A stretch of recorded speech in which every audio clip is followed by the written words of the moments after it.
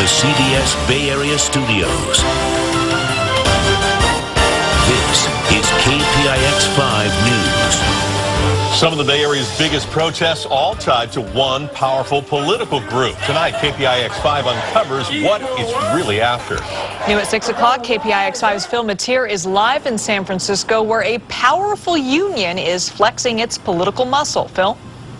That's right. The stories and demonstrations we've seen have gone around the world and point to the tech, Twitter, and other companies down here as the target. But as we found out, there is a script behind this play that you haven't seen before. Here's the story. Community is under attack. What do we do?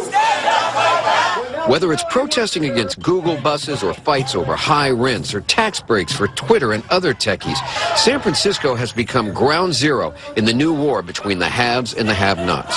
No contracts?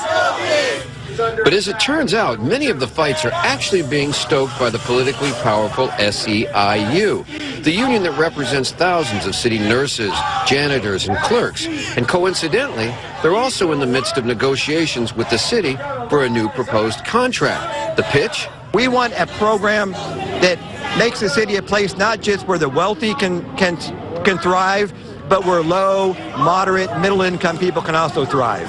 That proposed contract includes a 15% pay raise over the next 3 years, plus the city to pay 85 to 100% of the workers' medical coverage, plus a $21 an hour minimum wage for all full and part-time city workers, a package the city says it can't afford.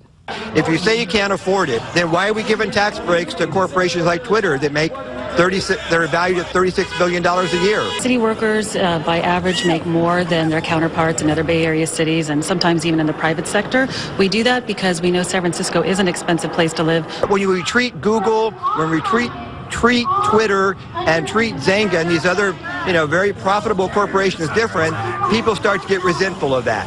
SEIU is going to talk about inequality. The mayor is going to talk about the need to balance the budget. Both of them are right. Equal work, equal pay. Meanwhile, the show goes on. It's going to be Google buses. It's going to be the Twitter tax break.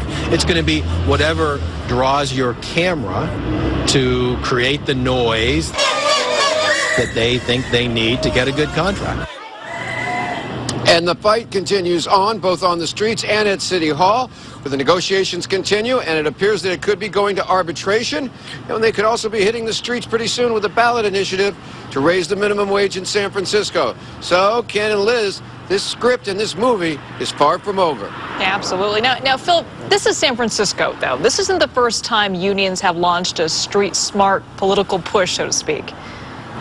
No, it isn't, and SEIU is particularly adept at it. They did the BART strike in the East Bay, and I'm not sure that worked out so well, but in the past, they've targeted .com, they've targeted Wall Street, and at one time, they even got into a back and forth with police and fire saying that they were getting too much money. So yes, they are very savvy, very powerful, and if they can't win it on the streets, they'll try to win it at the Board of Supervisors, because they do know politics and PR. There you go. All right, Phil Matier, thank you.